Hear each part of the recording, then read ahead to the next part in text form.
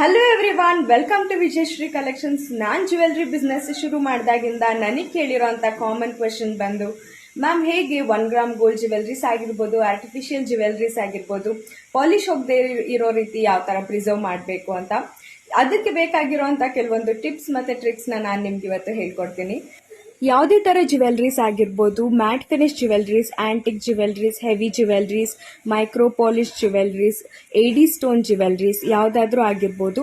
ನೀವು ಇದನ್ನು ಹೇಗೆ ಪ್ರಿಸರ್ವ್ ಮಾಡ್ಬೋದು ಅಂತ ಅಂದರೆ, ಮೊದಲನೇದಾಗಿ ಜ್ಯುವೆಲ್ರಿ ಮೇಲೆ ಪರ್ಫ್ಯೂಮ್ ಬೀಳದೇ ಇರೋದನ್ನ ಅವಾಯ್ಡ್ ಮಾಡಿ. ಪರ್ಫ್ಯೂಮಲ್ಲಿರುವಂಥ ಕೆಮಿಕಲ್ಸ್ ನಿಮ್ಮ ಜ್ಯುವೆಲ್ರಿ ಮೇಲಿರುವಂಥ ಪಾಲಿಷ್ನ ತುಂಬ ಬೇಗ ಹಾಳು ಮಾಡುತ್ತೆ. ಜ್ಯುವೆಲ್ರಿನ ಆಫ್ಟರ್ ಮೇಕಪ್ಪೇ ಹಾಕೊಳ್ಳಿ, ಯಾಕಂದರೆ ಮೇಕಪ್ಪಲ್ಲಿ ಇರುವಂಥ ಕೆಮಿಕಲ್ ಪ್ರಾಡಕ್ಟ್ಸ್ ಕೂಡ ನಿಮ್ಮ ಜ್ಯುವೆಲ್ರಿ ಪಾಲಿಷ್ನ ಹಾಳು ಮಾಡುತ್ತೆ. ಸನ್ಲೈಟ್ ಆಗಿರ್ಬೋದು, ತುಂಬ ಶಾಖ ಇರೋವಂಥ ಜಾಗದಲ್ಲಾಗಿರ್ಬೋದು ನಿಮ್ಮ ಜ್ಯುವೆಲ್ರಿನ ಇಡಬೇಡಿ. ಆದಷ್ಟು ನಿಮ್ಮ ಜ್ಯುವೆಲ್ರಿಗೆ ನೀರು ಬೀಳದೇ ಇರೋ ಥರ ನೋಡ್ಕೊಳ್ಳಿ.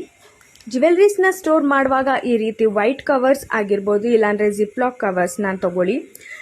ಜ್ಯುವೆಲ್ರೀಸ್ನ ಒಂದು ಪ್ಲಾಸ್ಟಿಕ್ ಬಾಕ್ಸಲ್ಲಿ ಕ್ಲೀನಾಗಿ ಪ್ಯಾಕ್ ಮಾಡಿ ಇಡೋದ್ರಿಂದ ನಿಮ್ಮ ಜ್ಯುವೆಲ್ರೀಸ್ ಲಾಂಗ್ ಲಾಸ್ಟಿಂಗ್ ಆಗಿರುತ್ತೆ. ಈ ಒಂದು ಟಿಪ್ಸ್ ನಿಮಗೆ ಇಷ್ಟ ಆಗಿದ್ರೆ ಒಂದು ಲೈಕ್ ಕೊಡಿ, ಹಾಗೆ ನಿಮಗೆ ಬೇಕಾಗಿರೋರಿಗೆ ಶೇರ್ ಮಾಡಿ. ಅದೇ ರೀತಿ ವಿಜಯಶ್ರೀ ಕಲೆಕ್ಷನ್ಸ್ನ ಫಾಲೋ ಮಾಡೋದನ್ನ ಮರಿಬೇಡಿ. Thank you so much.